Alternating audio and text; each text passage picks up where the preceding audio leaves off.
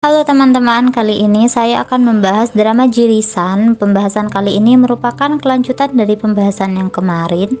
Dalam scene ini, keluarga Hyunjo memutuskan untuk melepas alat bantu pernapasan pada Hyunjo karena dalam beberapa waktu terakhir ini, Hyunjo bisa melanjutkan hidup dengan bantuan mesin. Sebelum memutuskan hal tersebut, keluarga Hyunjo pergi untuk mendaki dan melihat bagaimana tempat kerja Hyunjo selama ini. Mereka sangat sedih karena harus melepaskan Hyunjo dengan cara yang seperti ini, namun di sisi lain mereka juga tidak tega melihat Hyunjo yang terus bertahan hidup dengan penuh rasa kesakitan. Nah, dalam scene ini juga ditampilkan bagaimana penyebab Hyunjo itu koma, yaitu bukan karena kecelakaan yang alami, karena dia diserang oleh psikopat gila, dan psikopat ini merupakan dalang dibalik tewasnya orang-orang yang mendaki gunung secara misterius. Dia terus memukul kepala Hyunjo menggunakan batu berkali-kali. Saat Hyunjo berusaha untuk bangkit, dia memukulinya terus hingga Hyunjo tidak berdaya. Sebelumnya Hyunjo sudah curiga dengan orang tersebut, dan karena Hyunjo sempat menegur orang tersebut merasa perlu untuk membunuh Hyunjo. Kecelakaan ini dimulai ketika terjadi hujan badai salju gitu teman-teman, dan Yikang ini cedera, dan orang yang mencari Yikang ini hanya si Hyunjo, dan Hyunjo di sini bermaksud untuk mencari sinyal keluar dan meminta bantuan, namun dia dipukul dari belakang oleh si psikopat tersebut teman-teman. Baru keesokan harinya mereka dievakuasi oleh tim mereka.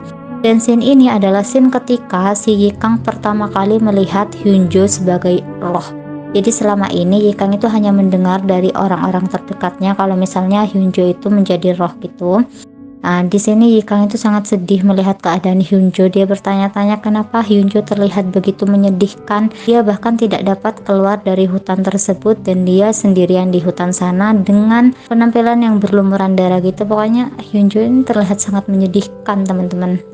Nah, di ini adalah scene ketika keluarga Hyunjo itu berkumpul di kamar Hyunjo untuk melihat prosesi pelepasan alat bantu pernapasan pada Hyunjo. Di sini saudara-saudaranya ini nangis sejadi-jadinya, dan juga ayahnya terlihat belum rela untuk memberikan surat persetujuan tersebut.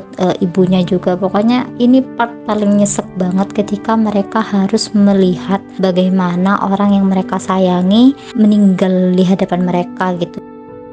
Sebelumnya Hyunjo ini masih bisa bernafas sendiri tanpa bantuan mesin, tapi karena frekuensi kejangnya dia itu semakin sering dan pendarahan internal yang dia alami juga semakin sering, kayak di episode sebelumnya juga dia kan sempat mengalami pendarahan internal, itu kan semakin sering, makanya di situ Hyunjo sampai tidak bisa bernafas dengan sendirinya teman-teman. Nah, sebelum diputuskan Hyunjo ini akan diputus alat bantu pernapasannya, ternyata si rohnya Hyunjo ini sempat menghubungi Yikang teman-teman. Jadi di hutan itu si rohnya Hyunjo ini sudah bisa memegang talkie-walkie, dan di situ dia menghubungi Yikang. Dia meminta agar Yikang itu melupakan semua kejadian yang ada di hutan, dan dia tuh juga meminta untuk berhenti untuk mencari tahu siapa pembunuhnya, karena ketika mereka itu terus menelusuri siapa dalang di balik pembunuhan itu, semakin banyak korbannya teman-teman. Jadi di sini Hyunjo meminta untuk melupakan semuanya dan kembali hidup dengan normal gitu. Di sini keluarga Hyunjo masih sangat histeris karena membuat keputusan yang seperti itu untuk Hyunjo. Keluarganya terus menangis.